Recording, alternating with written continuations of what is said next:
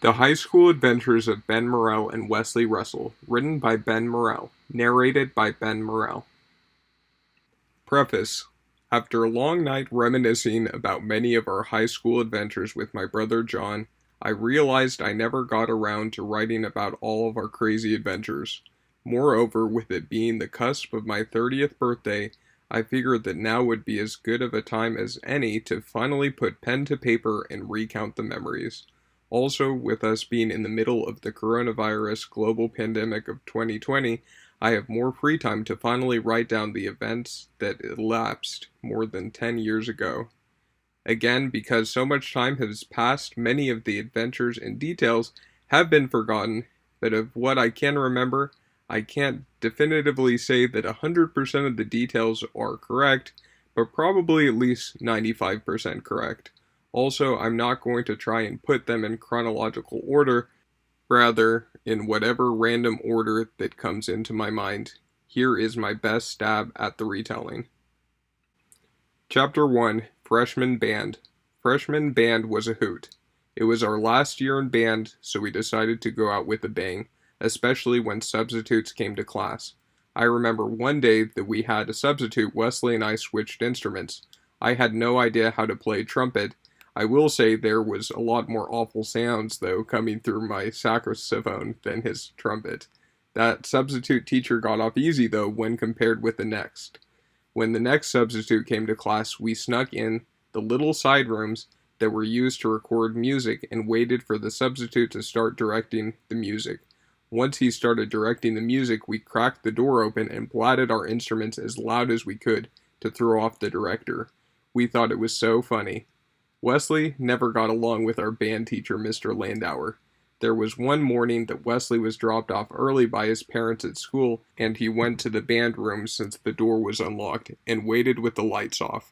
When Mr. Landauer entered the classroom later that morning, Wesley yelled, "Hi, Mr. Landauer," and Mr. Landauer about had a heart attack. Wesley also later in the semester played a prank on Mr. Landauer by waiting until he was alone in the restroom to flip off the lights and slide a desk in front of the door. I don't think Mr. Landauer had ever been so red in the face as when he stormed into the band room to scold Wesley. We also had a fake fight one time by the door by Wesley pretending to hit Alex Meldrum across the face while I hit a metal ladder to provide the sound effects to the hit. Alex, being the aspiring actor he was, spun to the floor, letting his glasses go flying. I'm pretty sure girls were screaming and not happy to learn that it was all fake.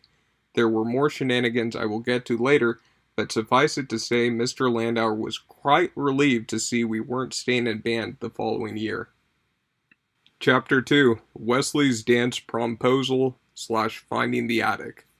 One day in band we noticed that the door that was always locked was slightly ajar. Because it had always been locked for as long as we had been going to school, we were too curious not to explore what lied behind it. We cracked it open and stepped a foot into a dark room with a ladder extending into the hidden attic. I remember the temperature in the room must have fallen by at least 10 degrees. We decided at that very moment that we needed to find where it led, but we knew we couldn't since band class was about to start. We waited until the end of class and hid in the instrument room behind the large instrument cases until everyone but Wesley and I had left for lunch. Once the coast was clear, we scrambled into the room and up the ladder. It led to a long, dark walkway over the band room, with only the light coming from the slim gaps in the large white foam ceiling panels from the roof below. We had to squeeze past air vents and dodge past spider webs until we came to the end of the walkways, which led to a large breaker that more than likely controlled the electricity to the entire school. For a hot minute we debated whether to pull the breaker, but luckily our better judgment kicked in and we didn't pull it. We then left the attic. I can't remember if it was us or another troublemaking student, but someone put a piece of tape on the inner part of the door, which allowed the door to shut, but not to lock. Perhaps Wesley was overly excited by our new discovery, but he got what he thought was a brilliant idea, as it was close to dance season. that it would be epic if he asked a girl out during band class by hiding in the attic and lowering a letter through the ceiling tiles with fishing wire. He wrote the letter, but decided he would wait until he was in the attic to fill in the name of the girl he was going to ask, since he didn't know who he would be able to reach. He just figured if he was over the flute or clarinet section, he would be able to find someone. So he proceeded with the plan and climbed into the attic. What he didn't anticipate was that people would be able to hear him shuffling up the ladder, and sure enough, Mr. Landauer caught him. He didn't think it was funny and ended up sending him straight to detention for 3 days, if I'm not mistaken. Chapter 3: Other Roof Stories. It wasn't too long into the school's construction expansion that Wesley and I discovered that if you walked up the side of the school's sloped entry, you could easily get on the school's 2-story roof. At one late-night movie at the school, Wesley and I thoroughly explored the roof and discovered a secret way to get into the school through a hatch on the roof and a long ladder that led into the expanded part of the school. We thought this was too cool not to share, so we randomly showed a friend of ours from student council, Craig Darrington, how to climb up the side of the school in order to get into the secret entrance. A few weeks passed, and we learned that Craig had gotten in quite a bit of trouble from the knowledge we passed on to him. He had ballroom dance practice on Saturday, and when they found the door locked, Craig had announced it wasn't a problem and he could get them into the school. He proceeded to use our secret entrance through climbing onto the roof, and as he climbed down the ladder and out the secret locked door, he found himself face to face with Tony, the head janitor. Tony took him straight to the vice principal's office, who I guess was there on the weekend for whatever reason. When Craig mentioned he had climbed on the roof to let the ballroom team into the school, the vice principal asked how he knew he could get in that way. When Craig mentioned that Wes and I had shown him the secret roof entrance, the vice principal just about died laughing. He thought it was so funny that Wesley knew every hidden school attic, and as a result ended up giving him a less severe punishment. Chapter 4: English Class. Wesley and I had a lot of fun in English class. We had a hard time taking it seriously, though. One of our favorite pastimes was writing ridiculous poetry. We wrote at least a dozen or more weird poems in our collection that we thought sounded deep but were completely sarcastic. We would sometimes write a few lines and pass it between each other, and then write a few more, so the poetry got pulled in a lot of weird directions. One assignment our sophomore year, we were asked to write a little questionnaire interview off of a short story we had read. We decided it was too dumb of an assignment, so we completely disregarded the rubric and wrote a full Mexican soap opera that we prepared to perform. We titled the soap opera All You Need to Know About Love. In preparation for the performance, we got costumes and wigs and even got a choir and friends to bring in musical instruments to help perform the introduction to the soap opera to our favorite Smash Mouth song, All Star, as we danced around. The soap opera had revenge, deceit, love, and a long-lost uncle or father that was lost at sea. Wesley and I played all the parts. I'm not sure how cohesive the story was, but despite clearly putting in more effort than the rest of the class, Mrs. Smith gave us a C- on the assignment. In Mrs. Smith's class, we also had a special literature dinner in which we were supposed to come as famous figures, preferably literary figures from the past. I chose to come as Rocky Balboa and Wesley as Mr. T. I'm not sure Mrs. Smith knew who they were. We ended up impersonating them and throwing dinner rolls at each other. The 3 weeks leading up to the project, we ended up playing video games on the library computers in place of research, but we did end up getting A's on that assignment regardless, so that one turned out a bit better. Chapter 5: Pulling Over the Drunk Driver.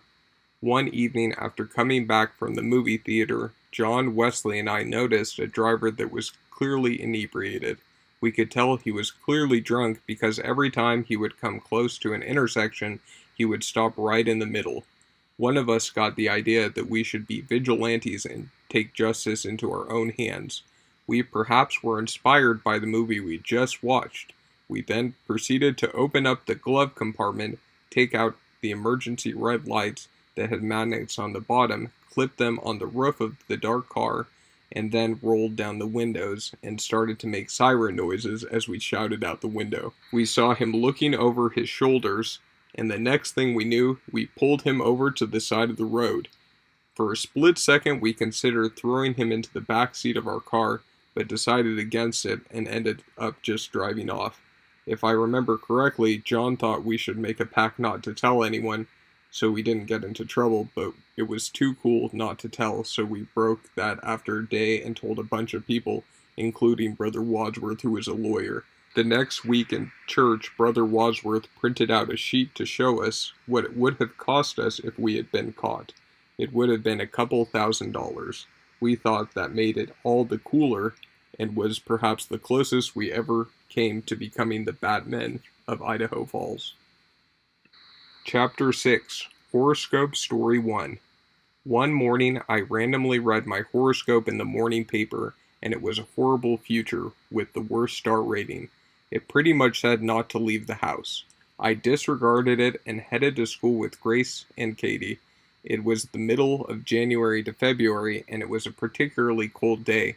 So cold my door was frozen shut, and I thought I could use force to jam it open.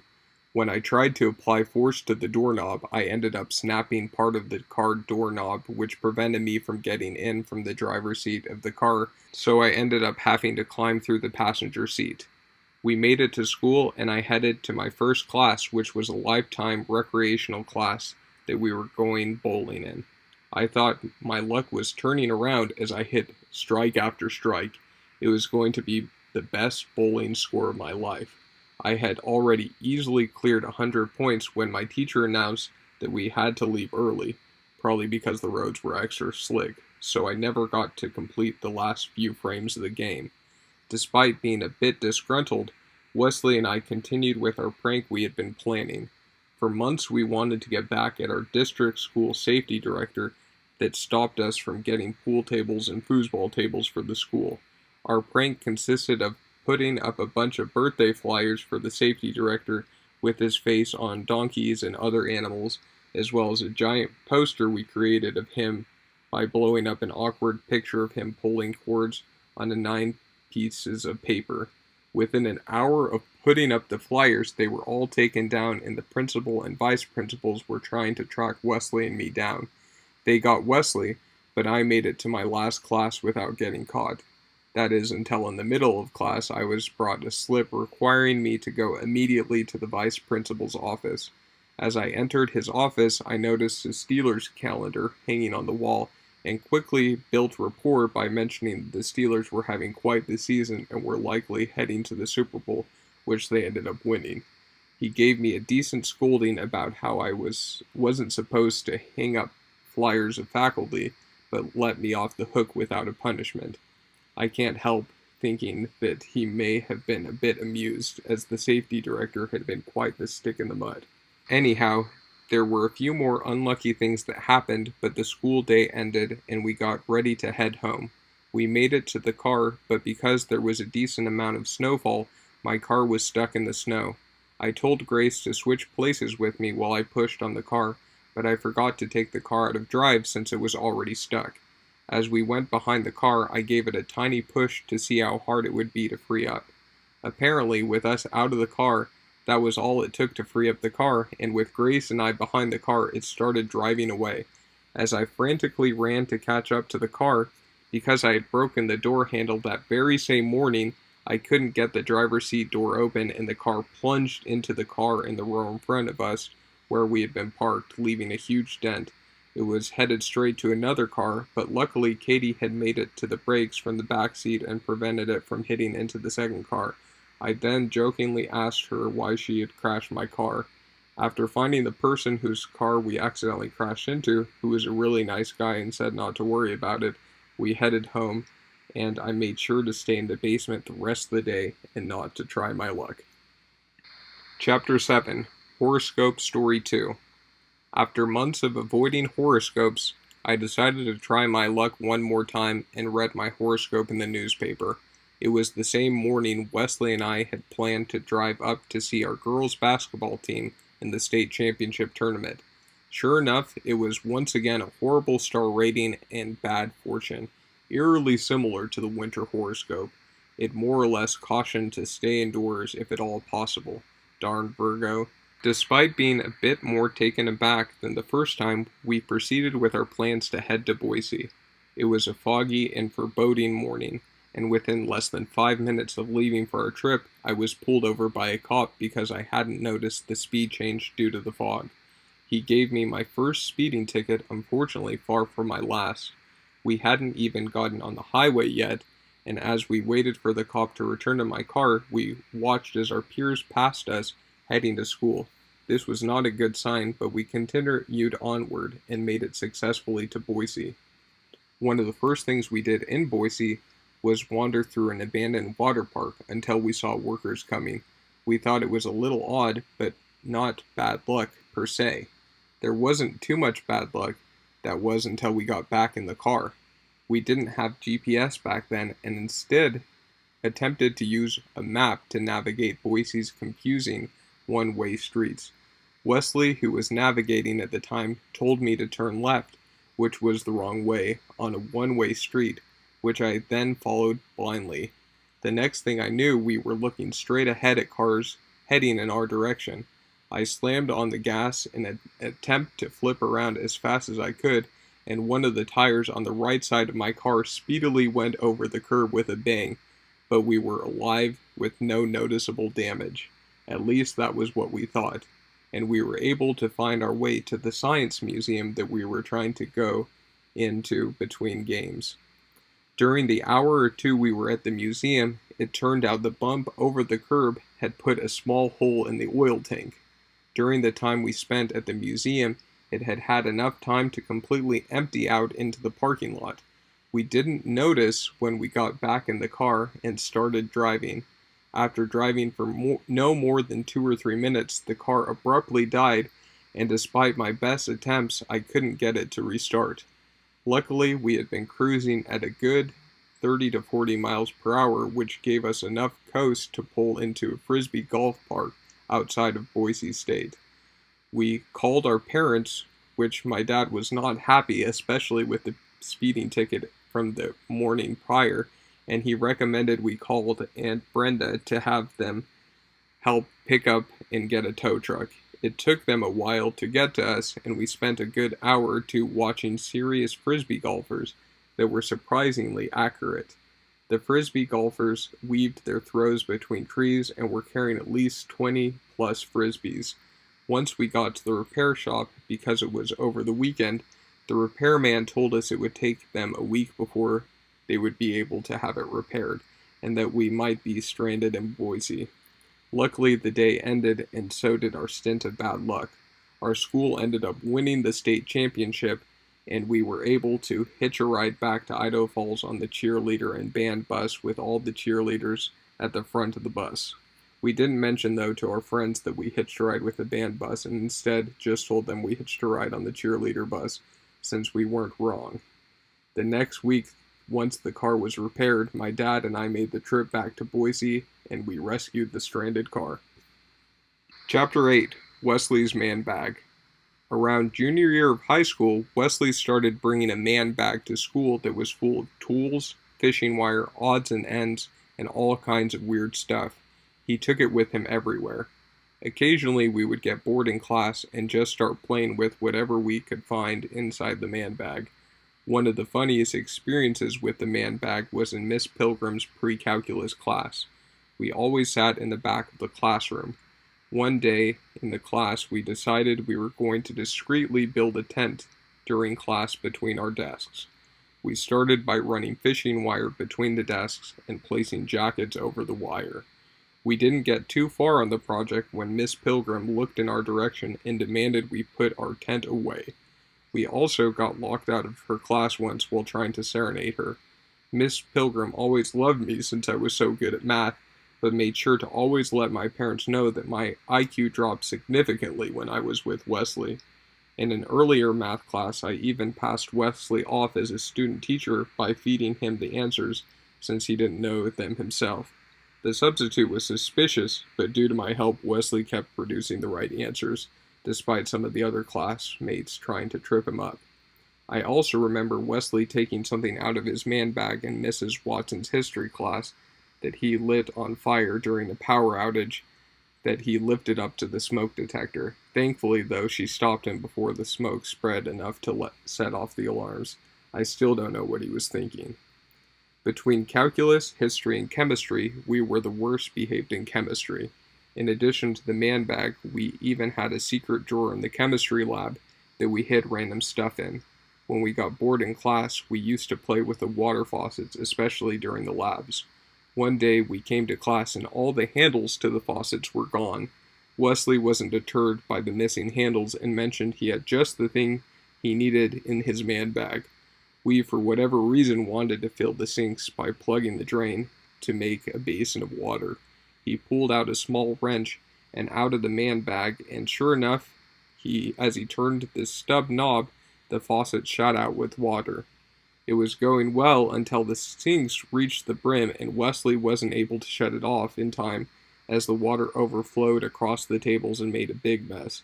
It was after that class that we got seat assignments and Wesley had to sit at the table in the center of the room, away from all the faucets. He was, however, right in front of the 3-ring hole puncher that Wesley lubed up with hand sanitizer as if it was oil to grease up the old machinery. The hole puncher was never the same again. It was also quite the experience when we were pretty sure that Wesley accidentally tripped an alarm on our chemistry field trip to a power plant. I remember Wesley also making fun of the workers in hazmat suits and calling the workers Oompa Loompas on the same trip and asking them to do a dance for us. I don't think the chemistry teacher stuck around very many more years after his experiences with our class. Chapter 9. Student Council/Pranks. Late in our sophomore year, Wesley and I decided to run for student council. Wes decided he was cut out for president, and I thought it would be fun to be the activities leader. I remember Wesley created a big poster with his head on Arnold Schwarzenegger's body that he hung over one of the main stairwells, and I made a bunch of flyers with me on my parents' roof with shovels and ropes. Somehow we both ended up winning despite going against 5 other candidates and Wesley going against one of the really popular kids. The bribery otter pops also may have helped our cause. Jared Richardson and Steve Darrington also won as vice president and secretary. We almost won too the next year for student body president and vice president, but got lazy and printed off over 100 flyers of Jared, Wes, Garrett, and I standing in a row and with the caption, "Vote Men." We may have turned off the women half of the vote with that kind of campaign, but from what I remember, we still only lost by around 5 or so votes according to the paper we saw that had the final numbers. We did make it past the primaries though, so our egos still survived intact. Although we tried to do a good job during our student council class, we did find ourselves with quite a bit of free time, which we didn't always spend with the best intentions. Wesley and I frequently went to Mr. Martineau's counseling office to chat and brainstorm pranks since we thought he was a cool guy. We also made it our goal to get him married and tried to set him up with women at a college fair, which I'll get to later. When Mr. Martineau finally ended up getting engaged the following year, we actually asked some girls out and attended his wedding reception as a group date. The dance portion of the reception was definitely a little bit more fun with all the high school students leaving it all out on the dance floor. He ended up marrying a young, attractive dental hygienist and became even more of a role model to us.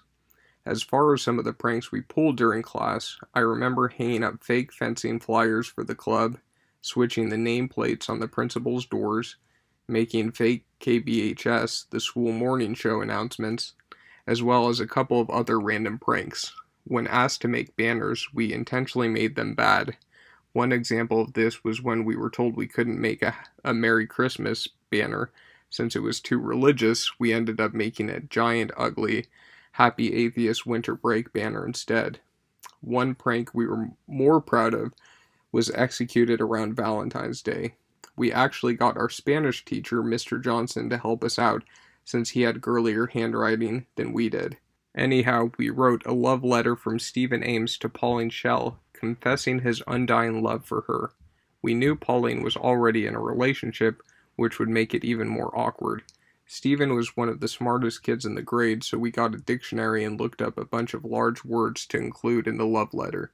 There was something about his love for her being like a specific random breed of tree.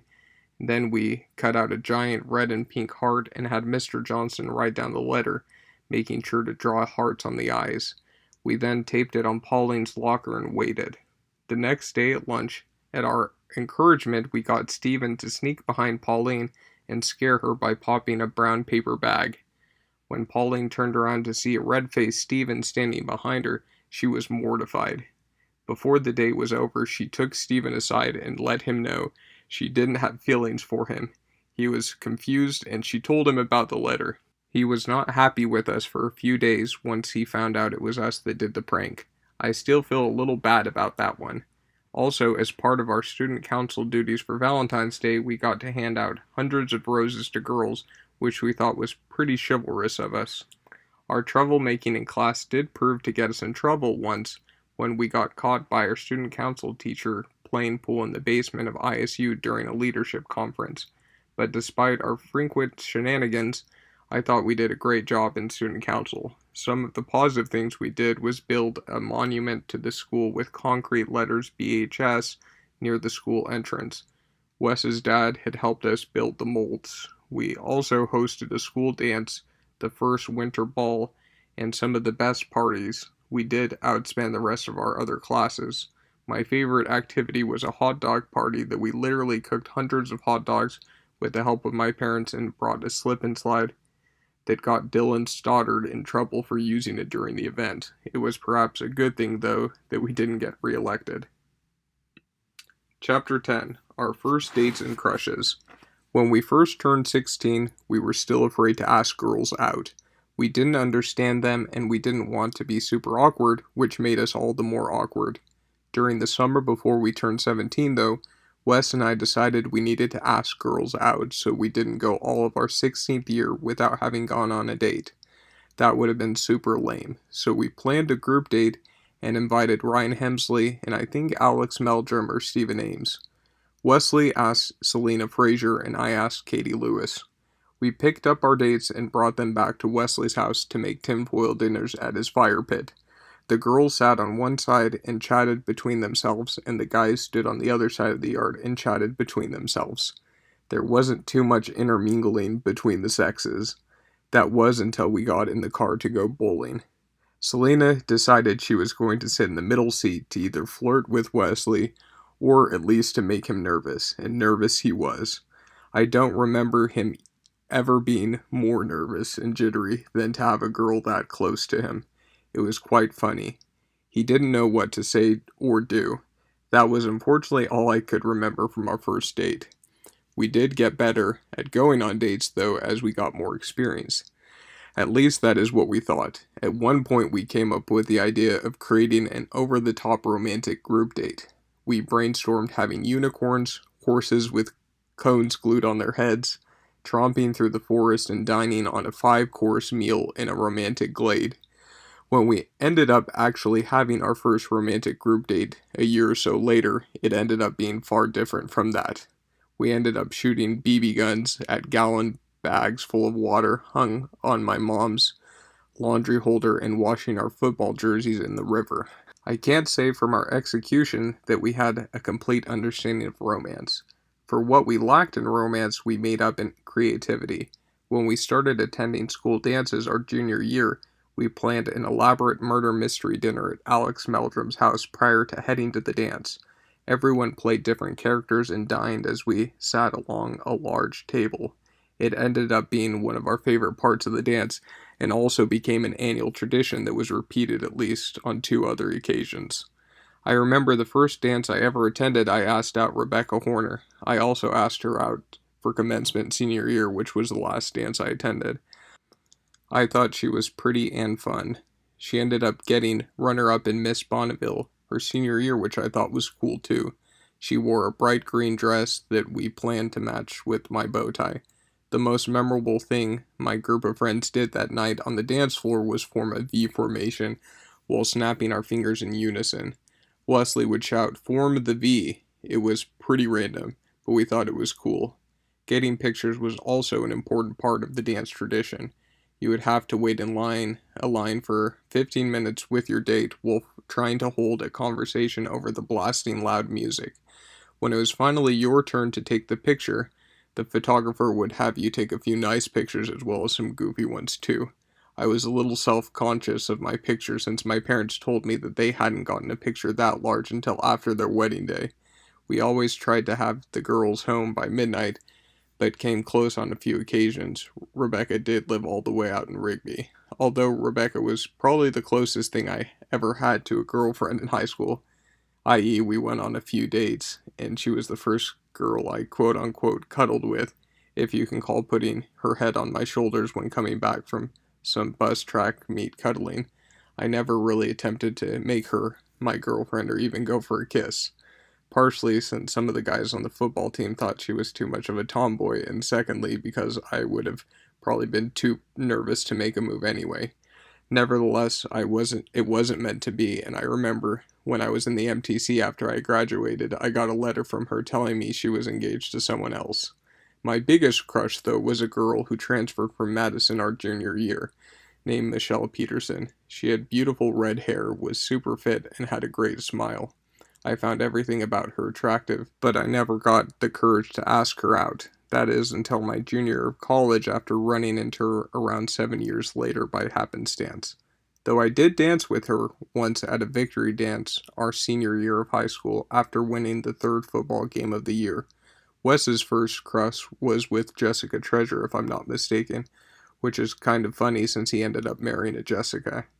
It always seemed like it was easier asking girls you weren't really interested in on dates, but nerve-inducing nonetheless. I remember quite a few awkward phone calls asking girls out, though getting the courage to press dial was always the hardest part. It was especially awkward if they already had plans and couldn't go. I remember a double date with two girls that had asked Wesley and I out. The girl on the phone told me it was Jessica, which there were like 4 Jessicas in our grade, and when the girl came to pick me up, it was a different Jessica than I was expecting. It was kind of funny. I remember we watched Live Free or Die Hard for their date, which I think they picked since they thought we would like it. It was a pretty funny date. Chapter 11. Football and Powder Puff. Freshman year, Wesley and I joined the football team. We had many reasons for joining, but most importantly, we joined to become cool and get girls. Wesley was terrible at football, as he didn't have a bad bone in his body. I remember he only made one tackle/sack the entire freshman season when he accidentally fell backwards on the player with the ball and then ended up apologizing and helping him up. I, however, was more of a natural than him despite still having a lot to learn. Two-a-days were always brutal at the end of summer, but attending them paid off as I got to play a little bit of both the defense and offensive line in the first 2 games. I remember in the second game, the highlight of my season was when I recovered a fumble. I also recovered a fumble my junior varsity season on defense, but was disappointed since I jumped on the ball when I could have run it back for a touchdown. My freshman year, I only missed one practice, and as a result, I lost my starting position. I never missed another practice for the next 3 years, so their punishment must have worked. My senior year, I finally got a starting position as the left offensive tackle. I was the lightest offensive starter at around 200 pounds, but played every offensive play of the season. I worked out a lot in the gym and ended up weighing around 200 pounds my freshman year, 220 at the peak of my sophomore year, around 185 my junior year, and back to 200 my senior year. Our coach didn't have the most creative playbook our senior year and had us run up the middle on about half of our plays. He also got a lot of slack from the parents for putting his sophomore son in as quarterback. We ended up 4-5 on the season, which was a little bit of a disappointment to lose our last game and not qualify for the playoffs. It seemed like we always won by larger margins and lost by narrower margins, but I loved it nonetheless. Our senior year, I helped coach the girls in the annual Powder Puff game and the practices leading up to it. During the actual game, to try and get our girls to seal the victory, we dressed Wesley in a wig and pads and had him take the field. he seemed to excel more in powder puff than he did in actual football. Chapter 12, Biology Class and Spanish Class, Accidental Pranks. Two of the funniest accidental pranks happened in biology and Spanish class. The first one was sophomore year in Coach Hooten's biology class. One particularly dry day of class, I handed Wesley a paper airplane I just folded. Wesley sat in front of me, and we were stationed near the front left-hand side of the classroom. While Coach Hooten's back was facing the class, Wesley threw the airplane. Rather than going in a straight direction, the paper airplane circled the entire room counterclockwise, catching everyone's attention, and with perhaps the worst possible timing, Coach Hooten turned around just in time to have the paper airplane hit him right between the eyes. I had never seen him so angry in class. He approached Wesley, had him gather all his stuff, and pointed to him leaving the class immediately. As Wesley walked out the door, Coach Hooten shouted, "Go back to middle school." He eventually calmed down and made peace with Wes, but it really was unfortunate luck on the route of the airplane. We were cautious not to pull any more pranks on him, but when a biology substitute teacher came to class, we were really quite ruthless to our substitutes. We didn't show him the same level of courtesy. We quickly came up with a prank idea with a granola bar and a long string. When he wasn't looking, we threaded the granola bar tight to the long string through an open window above the door and waited a few minutes. Once sufficient time had passed, we used the granola bar to knock on the door by tugging on the string, which made a noise that sounded like someone was softly knocking on the door.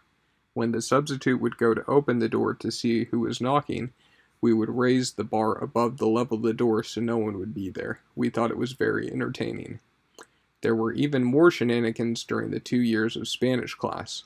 I remember a prank that Adam Boot and I did on Wesley, in which we tied his shoes to the bottom of the desk and volunteered him for something. As he stood up, he tripped over the desk and somehow managed to flip it on his back like a turtle shell. The most memorable accidental prank came one day that our least favorite student teacher was teaching our Spanish class. Our teacher gave a ton of extra credit, and since I was sitting at around 115% in that class, I figured I didn't need to pay too much attention. I remember one day taking apart a mechanical pencil and a ballpoint pen to make a launchable projectile from the spring in the pencil. After playing for a while, Wesley wanted a turn, and I told him if he lost the projectile, he would owe me like $10. He agreed, and I handed it to him. I don't know what he was thinking, but as he had his thumb over the launchable part, he aimed it at the student teacher and let it fly.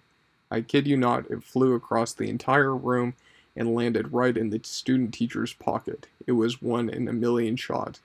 The student teacher, albeit a little taken aback, took the projectile and discarded it in the trash can by the teacher's desk.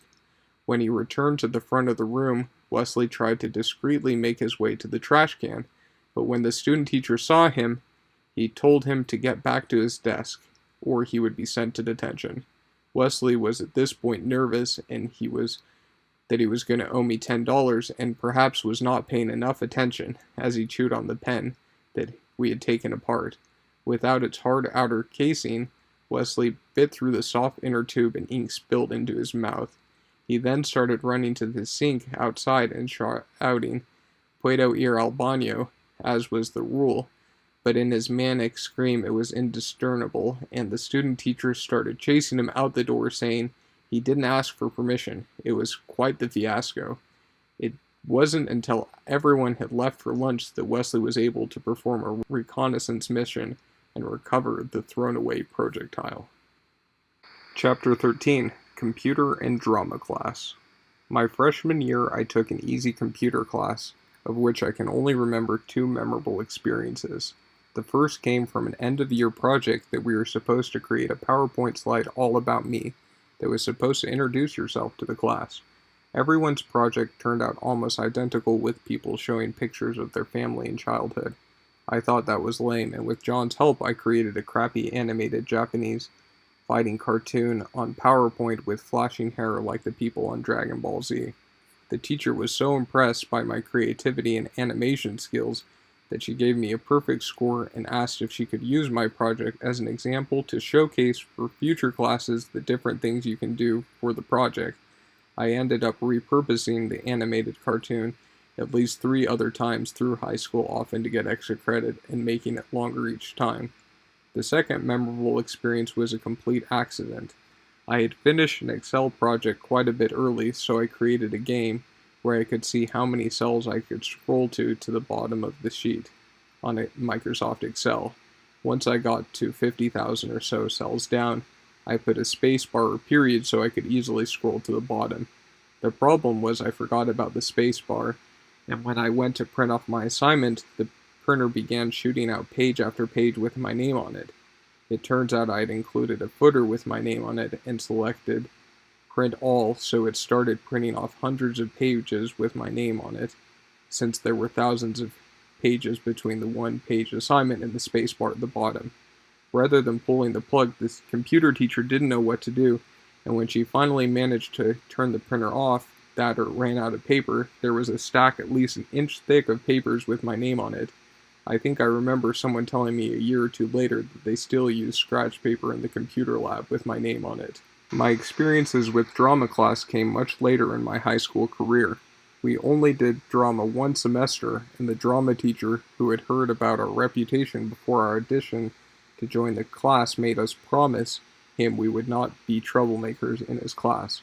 We did a pretty good job with that the first half of the semester, but after getting cast into very minor roles in the Whoville Grinch show, Ryan Hemsley starring as the Grinch, we found ourselves with many hours of rehearsal time with nothing to do.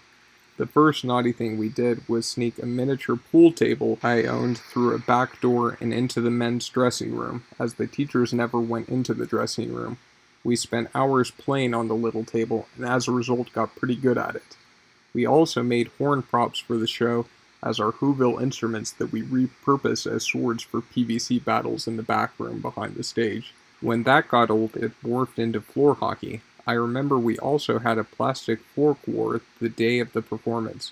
I'm not sure we fully lived up to our agreement, but we did try to be more discreet with our naughtiness. Chapter 14. Time Out of School. Time out of school was always our favorite.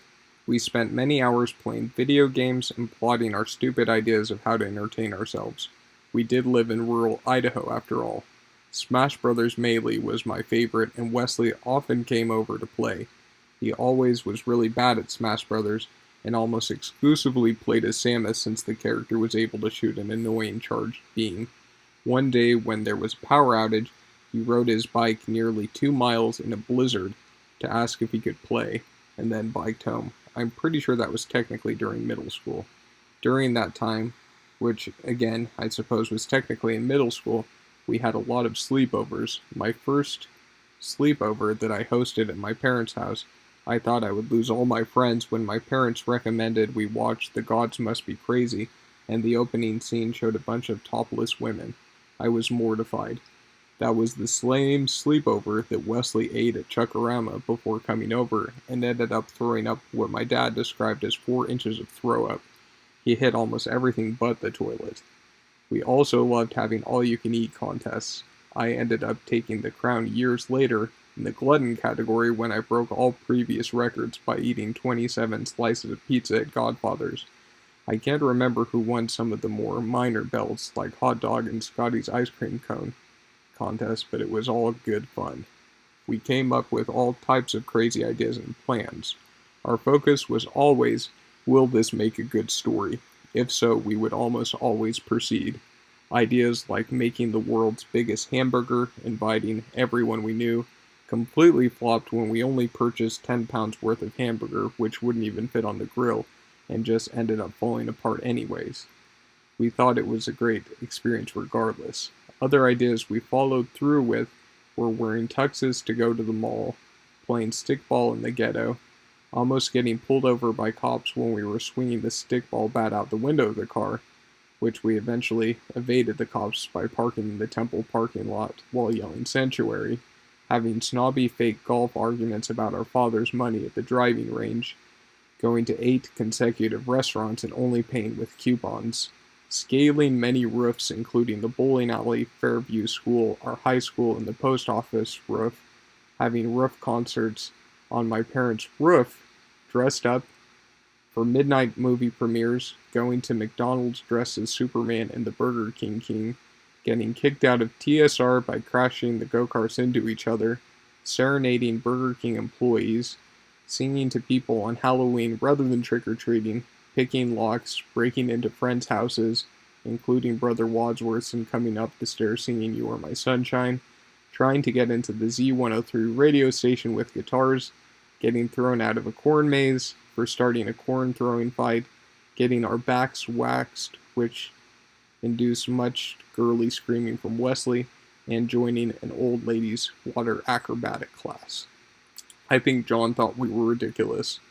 We often tried to pull him into our schemes, and sometimes we were more successful than others.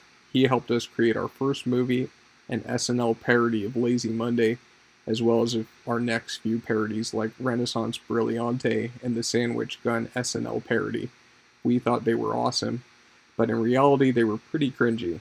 We ended up creating a Feliz Navidad music video, a movie for our second talent show, and our most ambitious movie of all, the Bonneville High School football movie. The football movie was made during our senior year and starred Wesley in the main lead, as well as me, Jared Richardson, Adam Boone, Garrett Nix, Nathan Housley, and a few other people, many of which weren't actually on the football team. The movie was about Wesley going from a loser to become a great football hero. We had Jared Richardson narrate the movie since he had the lowest and manliest voice. I remember one scene which I squatted almost 400 pounds and put on a hoodie so I could pretend to be Wesley, as well as climbing on top of the field goal post. It was a lot of fun to create, and we ended up submitting it in a film festival, and it won as it was the only video submitted for its category. We also showed it to the football coaches, who thought it was pretty funny. Two more experiences I'll share about were our box prank and Wesley's last birthday in high school, perhaps technically after graduation. The first experience was with a group of guys. We came up with a prank idea of hiding Wesley in a large box and leaving it outside of Edward's movie theater. There was a slit for Wesley to see out of, and when people would get close to the box, he would jump out of the box at them while screaming like a banshee, which would scare them half to death. We tried our best to videotape the prank and got what we thought was some quality footage. It didn't take more than 5 minutes before a worker came out and asked us to leave the movie theater, so we ended up picking another location. I think the mall, which we ended up getting kicked out as well. We then decided to take the prank more local and got the idea to try and scare the principal, since the daughter was in our grade and we knew where his house was at. We drove to his house, which was probably around 10 o'clock at night, placed the box on the doorstep, and had Wesley climb inside. We then shut the box, rang the doorbell, and hid. Rather than one person answering the door, there were several. I believe they were having a party, and as they didn't trust the large suspicious box on their doorstep, the principal's son announced he would get the gun, which he grabbed rather quickly. The next thing Wesley knew, he was looking down the barrel of the gun and started screaming for an entirely different reason and began booking it. That was pretty much the end of the prank. The other experience was Wesley's last birthday party before his mission. We ended up inviting over 20 girls to the birthday party and no one else. At least a dozen girls made it to the party, and 2 guys ended up crashing the party as well. I don't remember too much from the party, but what I do remember, we bought a piñata for the party, but were too cheap to buy candy, so we ended up filling it up with cut up pieces of squash from my mom's garden. I remember the girls were not too happy when they broke open the piñata, only to have squash inside. Chapter 15. The Vultures. Our junior year of high school, Wesley and I decided to start a band in order to compete in our high school talent show. The talent show would be performed during an assembly in front of the entire student body. We ended up choosing the name The Vultures, and recruited our friend Nathan Housley to join the band, as he was the most talented pianist we knew. He was able to hear a tune and play it. Unfortunately, that was where our talent ended. We prepared to sing Piano Man by Billy Joel, with Wesley and I as the lead vocalist. John helped us pick out our wardrobe, of bandanas, suit jackets, and Levi's. We recruited Jared Richardson to announce us, as he again had the deepest man voice in the school, and read, "The vultures have risen from the ashes." When the time came for us to perform, we hit off stage and Jared took the microphone to make our introduction. Once he finished reading the sentence, we came out cawing like vultures and waving our hands as if they were wings as we approached the microphone. Once we made it up to the front of the mic, we gave Nathan the nod and he started playing. It started out so good with pretty introduction music, but rather than try to sing it well, we more or less ended up screaming the entire song, "Sing us a song, you're the piano man. Sing us a song tonight."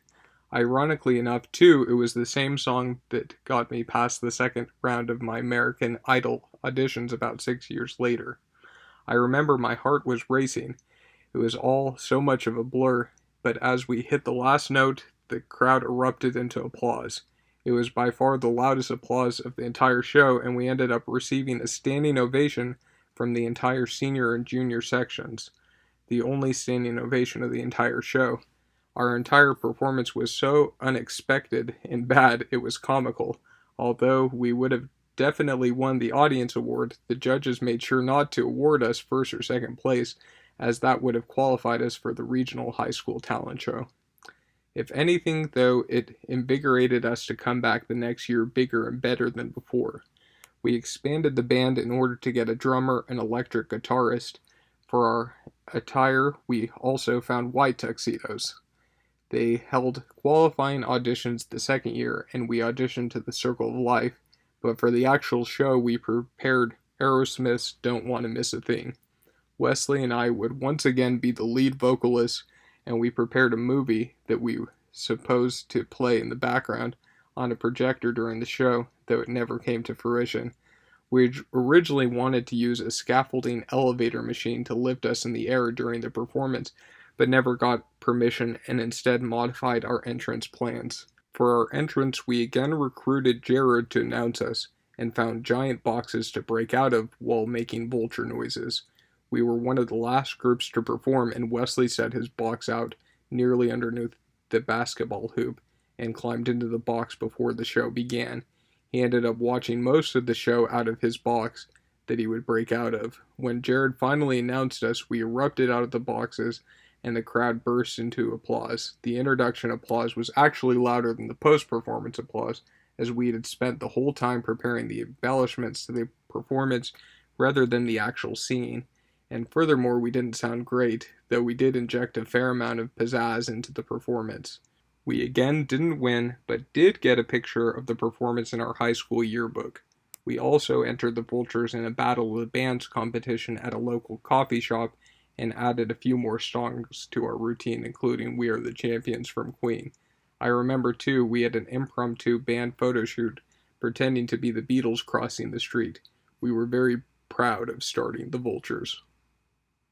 Chapter 16, AP US History. We had the wackiest AP US History teacher, Mr. Adams. He was a massive Star Trek fan and a huge conspiracy theory believer. The most effort he ever put into teaching a class was when he spent the entire class teaching us about all the conspiracy theories around the dollar bill, which he believed with full sincerity. We passed many notes in his class and kept a running list of all of his best quotes. I remember we would try to get pencils stuck in the roof of his class and build pen balancing towers. Wesley also accidentally broke his clock by throwing a football that knocked over it off the back wall.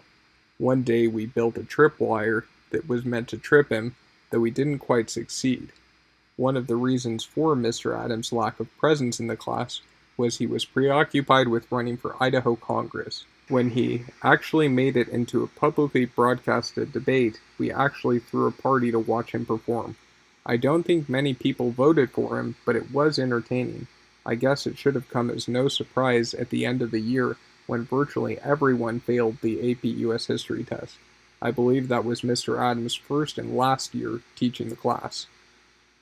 Chapter 17, Career Fair, College Fair, More Dances and Guns. As we got to the second half of our college careers, we were invited to attend both college and career fairs. Neither Wesley or I took either type of fair particularly seriously. At the college fairs, we would stop at all the booths to get free pens and other free stuff. Before Mr. Martineau met his wife, we also tried to set him up with some of the attractive college recruiters. I remember one career college fair where we literally collected over 100 pens. We only ever attended one career fair, and the fair consisted of you signing up for 2 to 3 breakout sessions for careers you were interested in learning more about. Rather than going to learn about careers we were actually interested in, we signed up for cosmetology class to try and meet girls, and the cooking breakout session to try and get free samples. I don't remember it being very productive. Although we didn't take college or career fair seriously, we did take dances more seriously. The day of the dances were always all-day affairs, with the dates before the dances, a nice dinner before the dance, and then dances taking up the remainder of the evening. Some dances even had activities after the dances. We were even in charge of one of the dances our junior year as part of our student council responsibilities. We created, as far as we knew, Bonneville's first winter ball. We were in charge of all the decorations and coordinating things. I remember we hung a bunch of snowflakes and a big black drape around the commons area. I ended up asking Sky Orchard to the dance, as she, Wes, and I did the bulk of the work for the dance, and I thought it would have been a shame to do so much work and not get invited to the dance. I can't remember who Wesley went with. As a side note, I do remember for one of the Sadie Hawkins dances, Wesley answered the girl who had asked him with nearly 100 people while singing the song on his guitar. I always thought Wes was quite a good guitarist. He even wrote a song he hated performing, the Suckerfish song that kids in our class would always make him perform. Anyway, back to the winter ball. I went to pick up Sky, and it had been very slippery since it was the middle of winter, and I accidentally honked the horn when I went to pick her up. Then after she got in the car, I hadn't been driving more than 2 minutes when the car began to slide out, and I ended up doing a complete 180-degree spin. Luckily, there weren't any other cars around, and I made sure to drive a bit slower from there on out. We also got lost picking up to a date to homecoming and ended up guessing directions until we eventually found the house. I don't remember the specifics from the winter ball, but I do remember that Wes and I would often get on each other's shoulders during the dance, which almost always got us in trouble. We also loved to ask the DJ to play I Get Knocked Down song by Chumawaba so we could fall to the ground and keep falling to the ground like the evolution of dance guy, since we thought it was really funny. I remember too at a hosted dance with John at Boise, we dressed up in togas and created a Repent Sinner sign that we brought to the dance. We thought it was pretty funny too. Another pastime we enjoyed that we incorporated into some pre-dance dates was playing with toy guns. We had an arsenal of Nerf guns, BB guns, and even went paintballing once with Ryan. The most memorable Nerf gun experience we had, which has nothing to do with dances, was when we invited the missionaries over for dinner and invited them to have a Nerf gun war with us. We played teams and I had a big elder that tried to lift me over the balcony. When it came down to sudden death between me and an elder that wanted to work for the FBI, I ended up accidentally shooting the elder in the eye with a mechanically altered Nerf gun that John had put a much larger spring into. The elder screamed in pain and clutched his eye. We joked with him afterwards that he might not be cut out for the FBI. The paintballing adventure was also memorable, as neither Wesley or I were any good at paintball. It was at a really cool venue with abandoned cabins and old boxcars behind Ryan's house. I ended up getting shot right in the Adam's apple in the first game by walking into a boxcar that housed our opponents. The second game, Wesley and I got stuck in one of the cabins and were surrounded at the worst time as all the bullets in my gun tipped over and spilled onto the ground. Wesley kept yelling, "We surrender," but the bullets kept coming through the bottom of the door. It was not our best showing. I didn't play paintball for another 7 or so years after that experience. Chapter 18, Mr. Bonneville, Orange Assembly, and the KBHS Contest. Our senior year, we participated in Mr. Bonneville. John competed a year earlier and had won the Manley Award. I aimed to top his achievement, or at least duplicate it, by ripping phone books on stage that we had taught ourselves how to rip and breaking other things. I used that same skill of ripping phone books for our communications class, as well as similarly useful skills like solving a Rubik's Cube, making pancakes, and having a vulture's performance as improv speech. It was pretty random. I ended up winning the Best Smile Award, which was a tad disappointing, and Tad Shepard ended up winning Mr. Bonneville. Although neither Wesley or myself won, Wesley either won or got second place in an orange assembly game where they placed a bunch of oranges in the middle of the gym. You had a member of your team that stood in the circle while the other player went around in the circle like musical chairs, and when the music stopped, you would have to dive between the legs of your partner to grab one of the remaining oranges. Every time Wesley went, he would take out the legs of his partner to everyone's entertainment. I honestly think they were timing the music to make it easier for him since it was so entertaining to see him nearly knock out his partner. She was a trooper, though. I also remember our senior year almost winning the school dodgeball tournament. During most of our lunches through the years, we just played video games in the winter or just wandered around, and football in the spring and fall. But when intramural sports came around, we took them seriously.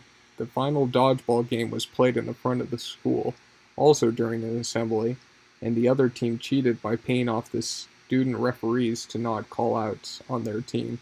So it came down to me and Chad Simmons against the whole other team, which we of course lost to. Technically, where the other team cheated and should have been disqualified, we should have won. One contest Wesley and I did outright win was the KBHS contest to become the new news anchors for the school's morning news show. Everyone who competed in the contest took it really seriously, and during their live morning auditions just read the prompts for the show. When it was our turn, we completely went off script. We had prepared by bringing quite a few props, including heads of lettuce and trophies. Once we got the thumbs up that we were live, we pulled out our heads of lettuce and took bites out of them every couple of sentences.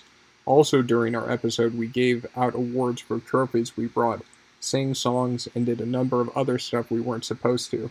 I'm not sure we ever got to reading the actual morning announcements. Although chaotic, it was quite a bit more entertaining than a normal morning show, and as a result, we won the student voting by a landslide. The teacher in charge of the contest then decided to change his mind and ended up choosing his own anchors, as he didn't want to put up with our antics the entire semester. Chapter 19, Other Random Stories. There were so many other random stories as we were up to stupid stuff more or less on a daily basis.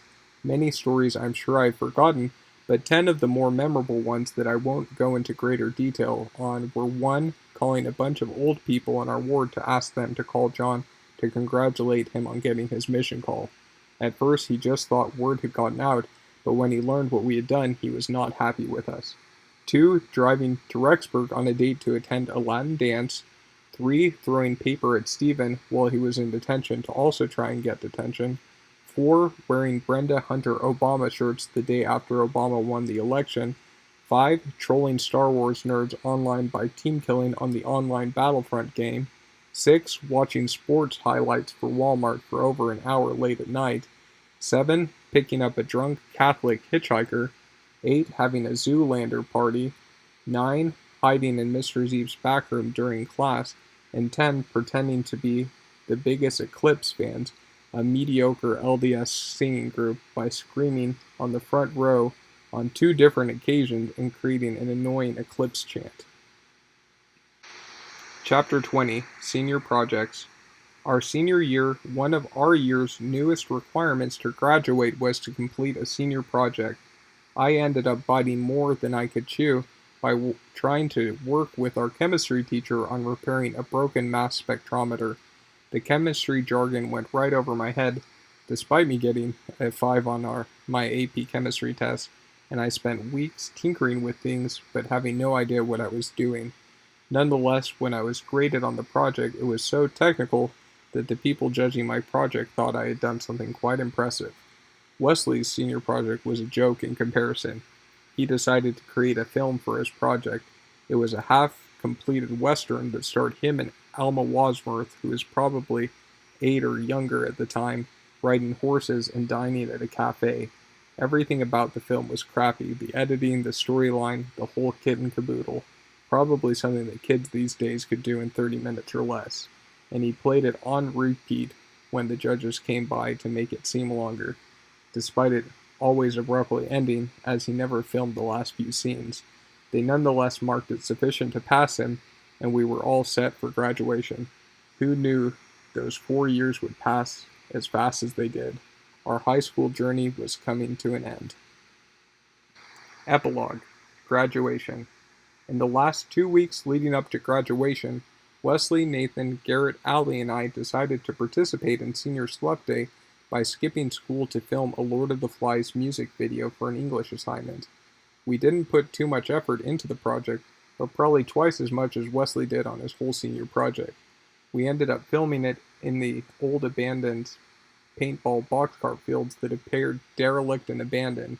It was very random, and we filmed ourselves dancing, walking in unison, snapping our fingers and chanting something along the lines of going to catch a pig, feed it till it's fat, cook it in the summer in a big, large vat, and then taking turns yelling, pig, pig, pig, pig. You can tell it was very loosely written from the actual story. We even had a pig make a cameo appearance. Our English class was entertained, but as a consequence, for all of the students that skipped school, we had to choose between either not going to our senior Lagoon Day or going to Saturday school detention. In all my years of high school, I had never gotten even normal detention, not even once. Wesley was always the one that ended up getting in more trouble than I did, and landed in detention on a number of occasions. I, however, didn't want to miss our Lagoon Day, so I agreed to go to Saturday school detention. As it was the very last week of school, there wasn't a Saturday left, so rather than hold it on Saturday, they held the 4-hour-long detention on the last day of school for the seniors. I didn't have any homework since it was the last day of school, so rather than doing nothing, I decided to write my valedictorian speech in detention. There had been 4 valedictorians my grade. The first draft of the speech was all right, but Nathan Housley pointed out that our rival high school, Hillcrest valedictorian, had included either a Star Wars or Lord of the Rings quote, and that I needed to top him and come up with nerdier quotes. So we found a couple, including a Dragon Ball Z quote, despite never watching the show, about a dragon rising from the eternal flames, and included it with at least half a dozen quotes and random references to nerdy literature. At the end of the Saturday school detention, I had to stick around and clean up confetti and silly string that our seniors had thrown in the commons area, as it was the seniors' last day of school. And as I cleaned up, several students came up to me to mention how thoughtful it was to stick around to clean up the mess. I didn't bother telling them that I was forced to do it for detention, and let them continue thinking I was doing it out of the goodness of my heart. When the day of graduation finally came, I was the first of the 4 valedictorians to speak. To make the speech even more epic, I brought my computer to play the theme of Chariots of the Fire in the background of the speech. If I'm not mistaken, I began my speech with the Dragon Ball Z quote about the dragon rising from the eternal flame. It was outside at the stadium, and I don't think the audio was super great for the speech, but in retrospect, that probably was not a bad thing. As part of a graduation prank, someone had purchased hundreds of keys, and when each senior got their diploma, they handed the principal one of the keys. I can't remember who came up with the prank, but somehow I ended up with all the keys. It was somewhat of a bittersweet moment to say goodbye to all of our friends. As that chapter came to a close, I knew it was the end of an era, but in the case of Wesley and myself, I had a feeling our brotherhood and adventures were far from over. And boy was I right. The end.